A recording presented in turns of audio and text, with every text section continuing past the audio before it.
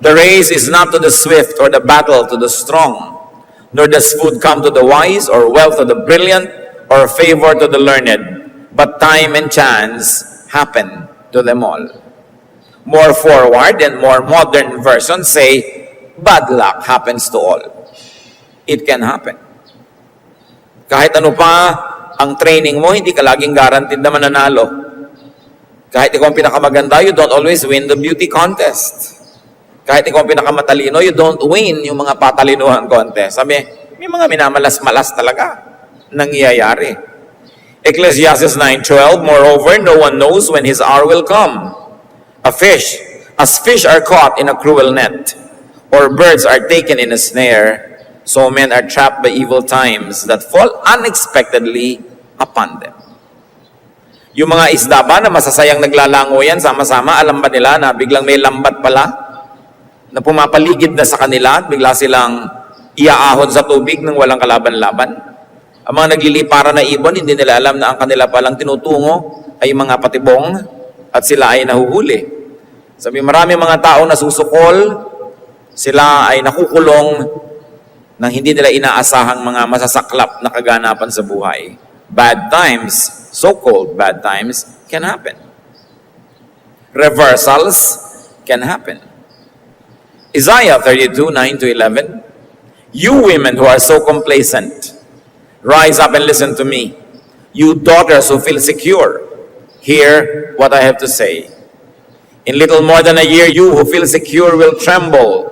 The grape harvest will fail, and the harvest of fruit will not come. Tremble, you complacent women. Nagsasabihin dito yung mga babae, at maging mga lalaki man, na sobrang secure na sa buhay nila, akala nila ang yaman-yaman na sila. Hindi na mauubos ang kayamanan nila. They don't live only on savings, but they live on the interest of their savings. And some live on the interest of their savings. But economic crash can fall on anybody. Kaya nga mga super yaman, bigla naghihirap. Posibleng mangyari yan. Isaiah 47:8-9, now then listen, you wanton creature, lounging in your security and saying to yourself, I am, and there's no one besides me. I will never be a widow or suffer the loss of children. Both of this will overtake you in a moment, on a single day. Loss of children and widowhood. They will come upon you in full measure, in spite of your many sorceries and all your potent spells. May konteksto ang verse. Kinakausap yung mga babaeng naniniwala sila sa mga sarili nilang mga black magic and black arts at mga kapangyarihan. At sinasabi lang, hindi ako mababalo, hindi ako mamatayan ng anak. But ang sinasabi dito ng propeta, bereavement can happen even to these people who feel very secure. Hindi tayo nakakatiyak. At sabi ng Panginoon sa Matthew 6:19, do not store up for yourselves treasures on earth, where moth and rust destroy, and where thieves break in and steal. Pinaghihirapan, pinupundar ng mga kayamanan, can suffer decay. Ang tinatawag natin na nasisira, nabubulok, nagkakaroon ng pagbaba ang value. There could be also loss through thievery. Marami kang iniipon, may magnanakaw pala bigla, hindi mo alam. Maraming uncertain sa buhay.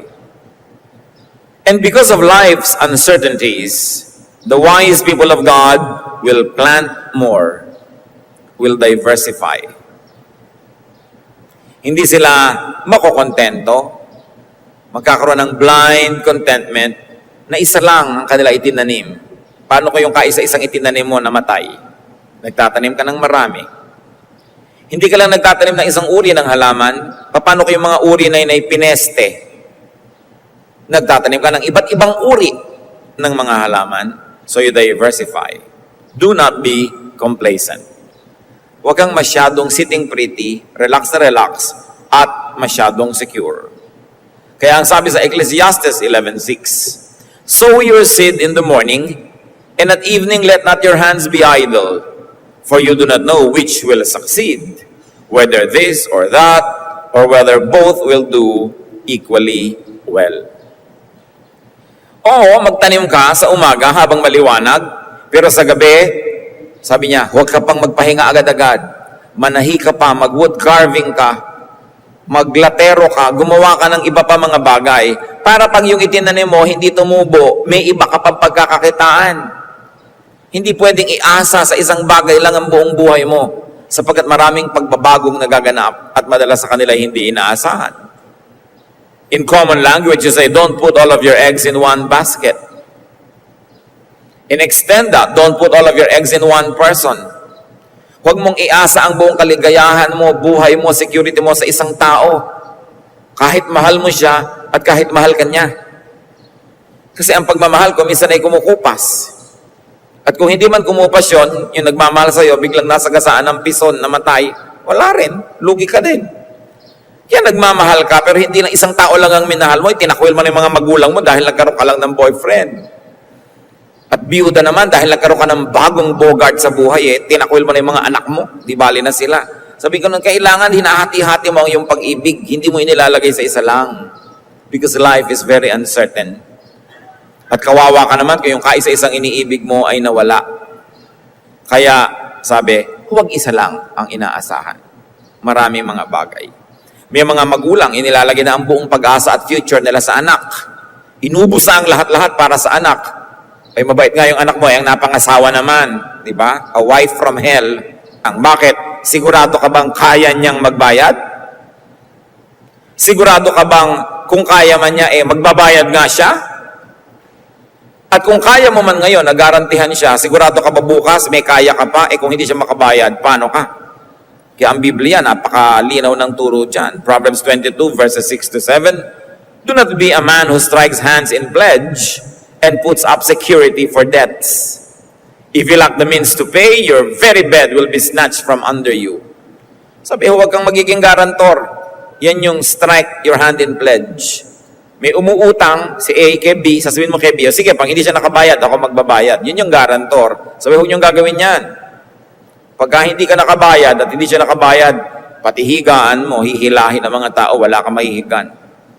Kaya mag-ingat ka sa lagi ka namamagitan between ang nangungutang and nagpapautang, ikaw yung nasa gitna, magulo yan. Yung may mag-a-apply ng trabaho, tapos may nangangailangan ng trabahador, ikaw yung maglalagay ng recommendee. Pagka hindi maganda yung performance ng empleyado, sa'yo nagagalit yung employer. Pagka hindi maganda yung performance ng employer, sa'yo magsusumbong yung empleyado. Kaya hindi ka lagi na lang namamagitan kahit may recommending powers ka kasi gugulo ang buhay mo. Kung gusto mong tahimik ka. Ngayon, kung may mga mangilan-ngilan na worth to take risks for, magpakabayani ka. Pero dapat handa ka na maaring maiba lahat yan. Siyempre, nangungutang, matamis ang labi, may dala pang leche plan. Pero pag nakautang na yan, nakakatiya ka ba na mabait pa rin yan sa'yo? No, you are not sure. Hindi ko sinasabi huwag kayo magpahiram o magpautang, pero ihanda nyo ang loob nyo na hindi yan magbabayad. Be prepared for the worst. Para hindi ka kawawa. Isa pa na huwag tayo itong napapako sa salita. Never say never. We do not know. Sabi nga ng mga sa matatanda, huwag magsasalita ng tapos. Baka ka makapos. Sa Ingles, do not talk finish. Nadinig ko yung isang classmate ko nung araw sa inyo, do not talk finish. Ako, ano? Huwag ka magsasalita ng tapos. Ha, ganun ba yun? Basta do not talk finish. James 5:12, let your yes be yes and your no be no, or you will be condemned. Huwag kang nagpa-final dahil hindi mo alam.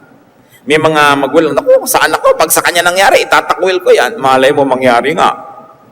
Huwag tayo nagsasalita ng ganyan. And do not swear. James 5:12, above all, my brothers, do not swear, not by heaven, or by earth, or by anything else. Why? Because you do not know. You are not sure. Still with words and deeds, do not commit too much and too soon. Huwag kayo agad-agad na nagko-commit. Nanangako. Tapos sabi sa'yo, di ba pangako mo? Di ba sabi mo?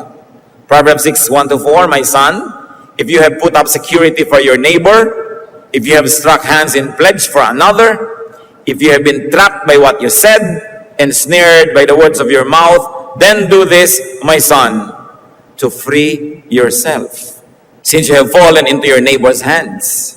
Go and humble yourself, press your plea with your neighbor.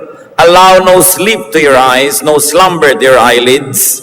Free yourself like a gazelle from the hand of a hunter, like a bird from the snare of a fowler. Nakakita na ba kayo ng usa na hinuli ng isang hunter? Talagang lahat ng lakas niyan gagawin para humulagpos, para makawala. At yung ibon na natrap, talagang magkakakampay, lilipad, pipilitin niyang makawala. Sabi, kung nakapagsalita kayo at nakapangako at nakapag-guarantee, bawiin niyo agad. Huwag kayong matulog, huwag kayong magpahinga, palayain niyo inyong sarili sa pagkakaimbilanggo dahil sa inyong salita. Mahirap yang nagko-commit ka. Very especially when people want something from you, when people want your yes, keep your options open. Don't say yes at once. May gusto makipag-date sa'yo, don't say yes. Say, I shall see. Baka ngayon, gusto mo, bukas ayaw mo na pala, nag-yes ka na. Huwag kang commit ng commit. Kasi mahirap umatras. Pagka ikaw ay may kapangyarihan, ikaw ay boss, ikaw ay may kayamanan, may impluensya, ang mga tao laging gustong ikaw ay paikutin para yung lakas mo magamit nila, ma-exploit ka nila. So you say, I shall see. I shall think about it. May gusto mag-recommend sa'yo, tanggapin mo naman to sa trabaho. You say, I shall see. Let me study. Huwag kayong yes ng yes. Kasi naka-yes ka na, tapos saka mo palang malalaman yung mga disadvantages. Kawawa ka ngayon. Because of life's uncertainties, be kinder. Be gentler. Or if you are not yet kind, be kind. Be gentle. 1 Thessalonians 5:15, make sure that nobody pays back wrong for wrong, but always try to be kind to each other and to everyone else. Why be kind? Because maybe today you can afford to be kind. Why gentle? Maybe today you can afford to be gentle. You do not know if you could afford the same thing tomorrow. So now that you can plant, gawin mo na. Pwede ka magpautang ng loob ngayon, di magpautang ka na ng loob para kung bukas ikaw nangangailangan naman ng konting sukle, may naipautang ka na. Habang kaya mo maging mabuti at maging mabait, gawin mo na, hindi ka sure kung bukas kaya mo pa yon. Meron ka ngayong pwedeng ibigay, give to people. Nakapagbigay ka na. Bawian ka man ng kapalaran, nakapagtanim ka na sa iba. Kesa sa habang meron ka, ang kunat-kunat mo, ang damot-damot mo, tapos binawi din sa'yo ng langit lahat, wala ka malang nagawa ng mabuti. So ngayon, wala malang nagsusukli sa'yo. Kawawang-kawawa ka naman. Proverbs 11:24, one man gives freely, yet gains even more. Another withholds unduly, but comes to poverty. Isang hiwaga ng buhay. Meron nga naman pala bigay ng bigay, pero magtataka ka, lalo naman siyang nagkakaroon. Meron naman ang kunat-kunat, ang damot-damot. Sobrang mag-impok at mag-ipon para sa sarili lang, pero siya pa itong naghihirap at siya ang nagdarahok. Hindi ko mo kuripot yung mayaman. Hindi ko mo pala bigay na uubusan. Mahiwaga ang buhay. So give to more people. Don't just give to people, but give to more. Kung isa lang yung binibigyan mo at nilimot ka, kawawa ka naman. Kung marami ka namang nabibigyan, kalahati man nun makaalala sa'yo, you have better chances at being happier. Hindi yung magulang ka, isang anak mo lang yung paborito, siya lang pag-aaralin mo, siya lang bibigyan mo ng lahat. Yung iba, hindi na. Tapos kung matatanda ka, biglang nag-astronaut yung paborito mo at hindi na nakabalik, nasa buwan, paano ka na ngayon? Kailangan marami kang binibigyan. Ecclesiastes 11:2, give portions to 7, yes, to 8. For you do not know what disaster may come upon the land. Katalinuhan ni Solomon. Sabi, damihan mo ang binibigyan. Hindi mo alam kung alin dyan ang may sukle. And you do not know when you might be the needy one. Ngayon, kung napakabusilak lang yung puso, gusto mo lang magbigay na wala kang inaasahang kapalit, edi lalong mabuti, magbigay ka ng magbigay. Pero kung hindi naman busilak ang puso mo, at least maging matalino ka, magbigay ka pa rin. Kasi hindi mo alam, baka mamaya ikaw ang mangailangan. Because of life's uncertainties, fortify and strengthen yourself. Physically. Marami tayong hindi alam na mangyayari, kaya kung kaya mo palakasin ang sarili mo, palakasin mo na. Magtulog ka ng magtulog. Hindi mo alam kung next week may mamamatay ka palang kamag-anak at ikaw maglalamay araw-araw. Hindi mo alam. So mag-ipon ka ng lakas. May pagkain, kainin mo ng kainin. Hindi mo alam kung bukas may salot na, wala palang pagkain. Kailangan palakasin mo ang sarili mo. Habang bata ka pa, habang kaya mo, kumain ka ng mga tama. dumarating yung panahon na wala kang gana, wala kang pambili, pero at least, nasa loob na ng mga bawat cells mo yung mga vitamina. Hindi mo nahahanapin pa dahil nandun sa loob mo yan. Palakasin mo ang katawan mo. Habang kaya mo maghagdan ka na maghagdan. Hindi mo alam kung kailangan mo yung lakas na yun later. Of course, it is clinically proven that the more athletic you are, the more physically fit, the more you survive surgeries, the more you survive medical attention, the more you survive difficulties. Kaya kung kaya mong palakasin ang sarili mo, palakasin mo ang palakasin, sige na. Habang pwede. Kung kaya mong maka-afford ng mga organic na mga bagay, yun na ang gawin mo para hindi ka naglalagay ng lason sa katawan mo, naglalagay ka ng pampalakas. Pag dumating yung panahon na kailangan mo, may mawi-withdraw ka from your own body. 1 Timothy 4:8, for physical training is of some value. Mahalaga yan. Pinapakinabangan din. Palakasin mo ang sarili mo mentally para maunawa mo ang marami pang mga bagay na darating sa buhay. Proverbs 23:12, apply your heart to instruction and your ears to words of knowledge, especially knowledge of God's word, which will guide you in many difficult days. Fortify and strengthen yourself emotionally. Sapagkat ang mundo'y bayan ng hinagpis, sabi ni Balagtas, mamamaya'y sukat tibayan ang dibdib. Kaya kailangan mag-practice ka. Strengthen your heart, understand life, and practice even grief. Pati kalungkutan, pinagpa-practicean para pag dinagukan ka ng sobrang lungkot, may practice ka naman. Magsusurvive ka. Ecclesiastes 7:2, it is better to go to a house of mourning than to go to a house of feasting. For death is the destiny of every man. The living should take this to heart. Sabi ganun, may party dito, may lamay doon, sa lamay ka magpunta. At nang habang tinitingnan mo yung bangkay, yung atahol, at inaamoy mo ang kalatsutsi, no? Maalala mo man lang, mangyayari rin sa'yo yan. At dahil doon, mapaghahandaan mo. O maalala mong mangyayari yan sa kapwa mo, at dahil doon, maihanda mo ang loob mo sa ayaw mo man na maganap, na paghihiwalayin kayo dito sa mundo ng kamatayan. Kaya kung mamahalin mo, mahalin mo na. Paglilingkuran mo na, para pag biglang namatay, wala kang pinagsisisihan. Handa ka. At may mga practice ka na ng mga kalungkutan, pag dumating yung tunay na malaki, hindi bigla. Nasasanay tayo. Kaya yung mga bata, maganda may mga pets. Tapos namatay si pet, nalungkot si bata, practice niya yon. Pagka isa-isa nang nangamamatay ang mga mahal niya sa buhay na human beings, meron na siyang konting rehearsal. Mas tumitibay siya. Kailangan naghahanda tayo dyan. And of course, we strengthen ourselves spiritually. Katulad ni Jesus, Luke 2:52, and Jesus grew in wisdom and stature and in favor with God and men.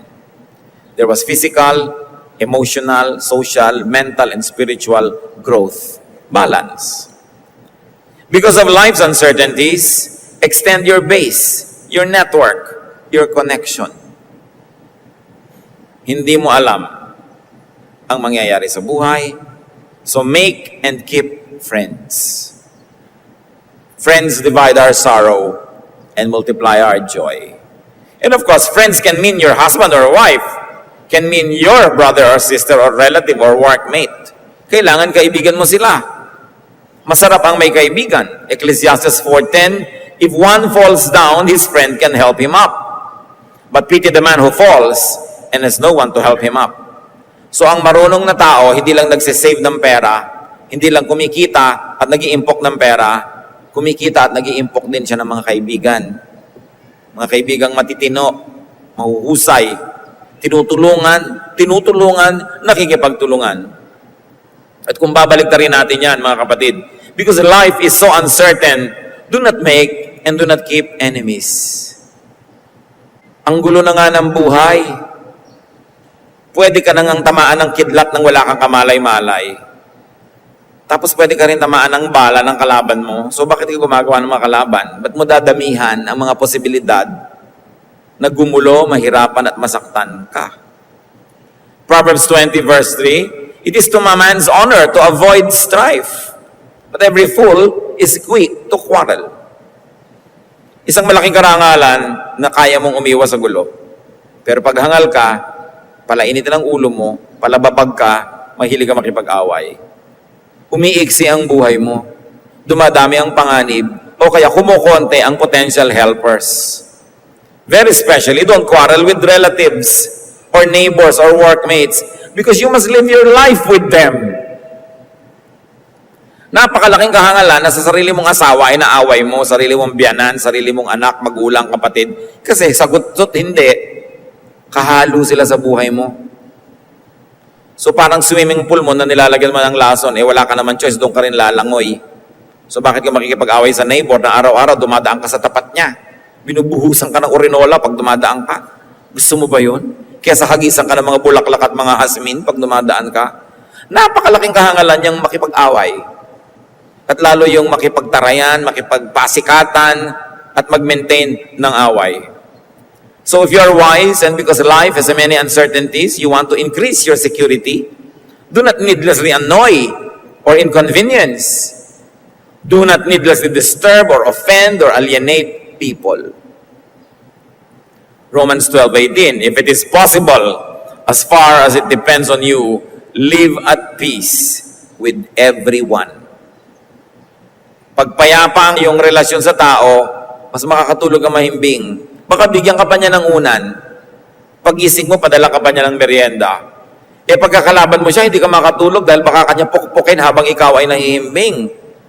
Kaya nakakapagtaka yung mga tao na mahilig mang-away. May kilala pa ako, alam niyo yung pinagmamalaki, ang specialty daw niya, manginis. Yung Raymond, tuwang-tuwa ka na kinakainisan ka, ang galing-galing mo manginis, di puro kabwisita ng darating sa buhay mo dahil nang-iinis ka eh. Pero may mga ganong tao, they are so foolish that they even take pride in such a horrible habit. Because life is so uncertain, be friendly to the king. Be friendly to the powerful. Liban na lang, sobrang sama na ng powerful na hindi ka na kailangan makipag-friends dahil pag pinarusahan siya na impyerno, madadamay ka na. Proverbs 24:21-22. Fear the Lord and the king, my son, and do not join with the rebellious. For those two will send sudden destruction upon them, and who knows what calamities they can bring. This is a very personal counsel. Unless grave morality is already at stake, be friendly with those who are powerful because they can harm you. Yung iba nakakapagtaka, kamag-anak, may yumayaman na kamag-anak, umaasenso, dahil naiinggit, inaaway, hindi pinapansin. Hindi mo alam, mamaya, na emergency ka, kailangan mo ng pera, siya pala makakatulong sa'yo. Bakit mo inaaway? No? Yung mga iba, pag umaasenso na yung kaibigan nila o kamag-anak, nilalayuan. O kaya ipinapakita, hindi ako impress sa'yo. Wala kang kwenta sa akin. Samantalang, ang dami-dami nilang mapapakinabang kung friendly sila with those people. Umaandar kasi pride, foolishness. Tsaka kung minsan nakikita mo halba sa mga kamag-anak mo, sa mga kaibigan mo, meron talagang may potential umasenso. Abay, kung marunong ka, kung hindi mo man yun awayin o hindi ka man makipag-friend sa kanya, at least huwag mo siyang awayin. Kasi makapangyarihan siya eh. Kung masyado kang idealistic, bangga ka ng bangga sa power, pwede ka siguro magka-monumento, pero patay ka rin. Ano mo naman yung monumento mo na patay ka? No? So hanggat maaari, be at peace with people who have force or power, especially over you. Marami mga mayayabang na empleyado nakikipag-away sa manager, tapos magre-resign, tapos gutom. Tanong ng tanong, huy, hanap naman akong trabaho, bakit nakaaway kayong manager ko? Ano naman ang guarantee ko na hindi mo aawayin yung susunod? No? Ako pa ang re-recommenda sa'yo, tapos ganyan yung ugali mo, wala kang makasundo. Alam nyo, talagang ang point of view lagi ng mga nasa baba, napakasama nung nasa taas. Ang point of view naman ng nasa taas, napakatamad nung nasa baba. Laging ganun yun. Magkaiba ng point of view yan. No? Kasi magkaiba yan ang hatian sa tubo ng kumpanya eh. So magkaiba yung pananaw.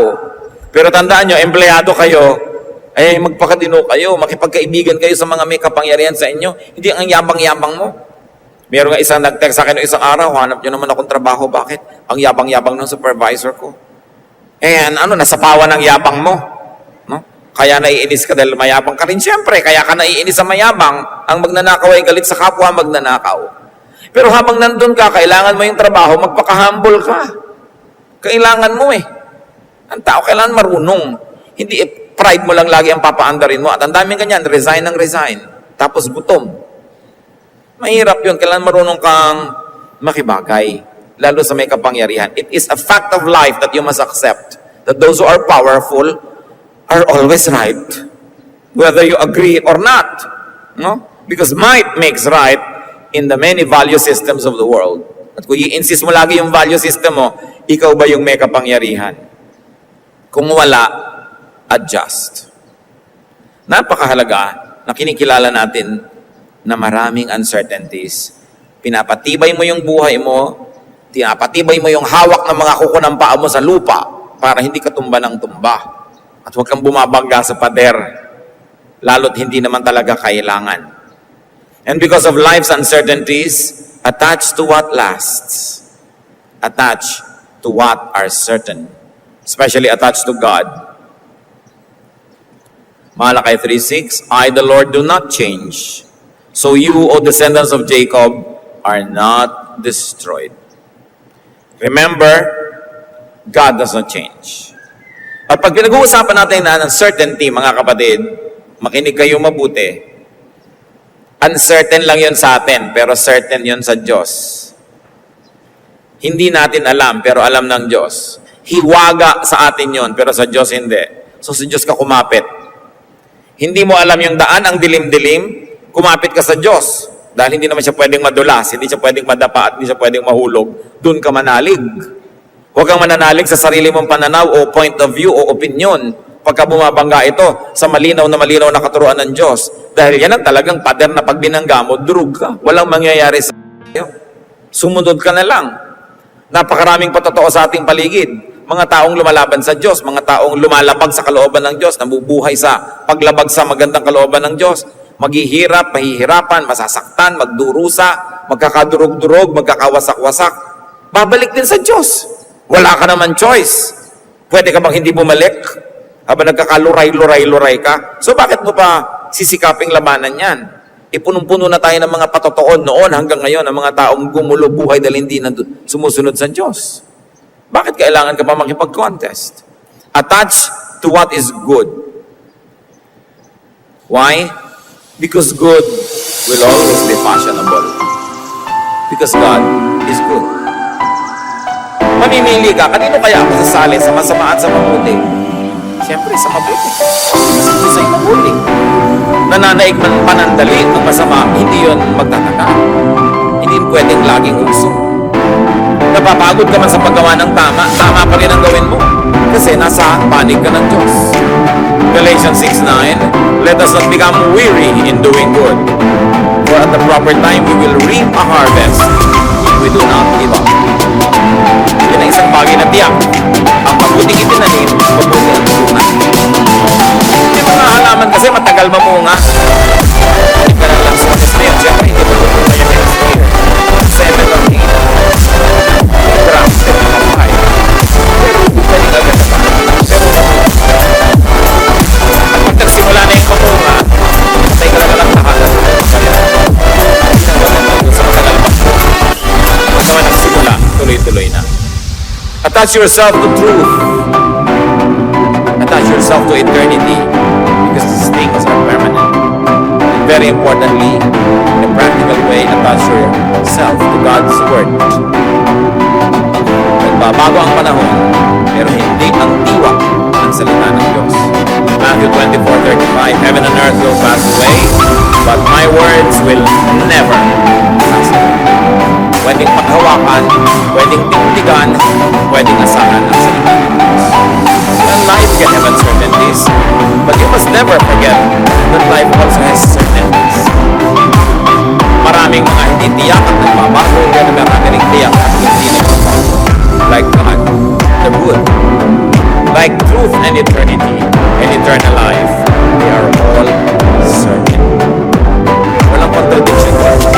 May certain, may uncertain. At lahat nung nandito sa kabilang dulo, nasa kabila, at nasa pagitan nila, lahat ng totoo pa rin. Truth and reality is not disappoint. Truth and reality can divide both. Two distant points and no other points between them are all equally real. Nakakalungkot yung tao na isa lang ang point of view, ito lang naiintindihan. Yung kabaligtaran, hindi. Hindi niya tuloy na-appreciate yung mga nuances between. Hindi laging black or white lang ang buhay. Talagang may mga shades of meaning. Both extremes are part of each other and they are part of one reality. So pagka nalilito kayo, saan ba ako? Dito sa certain, sa uncertain, sa night o sa day. Di ba? May pangapagitan yan. Sa cold o sa hot. Just calibrate where to stand at a given time and place. Where do you stand between hot and cold? Pareho naman totoo yan E di dun sa kapakipakinabang sa'yo, habang hindi mo sinasalungat ang Diyos, doon ka sa kapakipakinabang. Kailan ka pipili? Sa natahimik o nagsasalita? Pareho rin naman na godly yun. E di dun sa kung ano yung magbibigay sa'yo ng pinakamaraming kapakinabangan at sa iyong kapwa rin. At magbibigay ng luwalhati sa Diyos. What is true and what is right need not always be absolute. Everything has a context. Kita nyo kahit sa Bible, masamang pumatay. Pero pag inutos ng Diyos, ubuhin sa inyo mga yan. Hindi masama.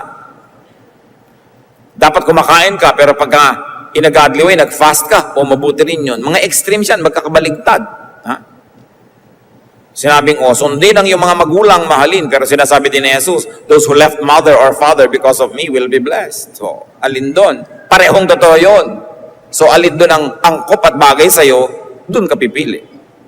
Those that absolutize everything, paint themselves into a corner, limit themselves and limit others.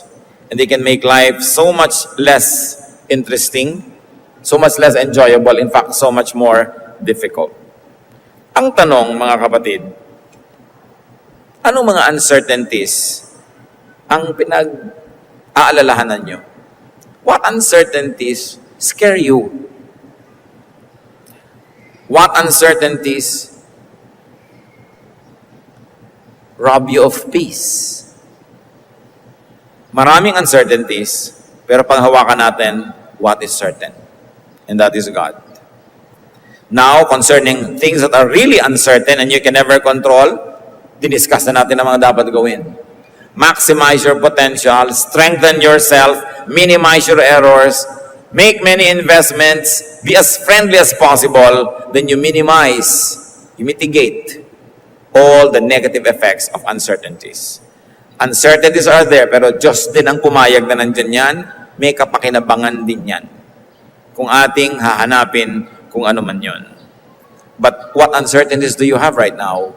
Stand on something that will see you through any and all uncertainties, and that is faith. Meron tayong pinakamabisa na panglaban sa mga bagay na hindi tiyak, yun ay ating pananalig. Faith is the assurance of things hoped for. It is the evidence of things not seen. Kaya kung meron tayong pananalig, lakasan pa yan, payamanin, lakasin, sapagat yan ang tunay natin na proteksyon laban sa things in our lives. Ama namin sa langit, ano man ang mga uncertainties na nagpapahirap sa loob ng iyong mga anak, nagbibigay ng mga takot, alalahanin, pangamba, pag-aalala, paalala mo sa amin, Lord, na nandyan kayo, you are God, you are permanent, you are certain, your words can be relied upon. Ituro mo sa amin, Panginoon, na unang-una sa iyo sumandal, sa iyo manalig, sa iyo sumunod.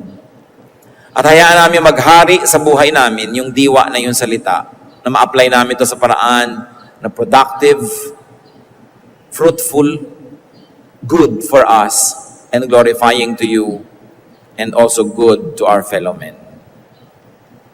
Payapain mo kami, palakasin, laban sa mga bagay na hindi tiyak, at turuan mo kaming tibayan ng paghawak sa iyo, kayo na tiyak, na tiyak, na tiyak. At nawa, Panginoon, dahil marami mga bagay na hindi tiyak sa buhay, maging marunong kami, patibayin ang sarili, damihan ng aming mga kakampi, ubusin o alisin namin ang pakikipag-away, at nang sa ganon, mas maraming pagkakataon na pasukin kami ng grasya kaysa gulo.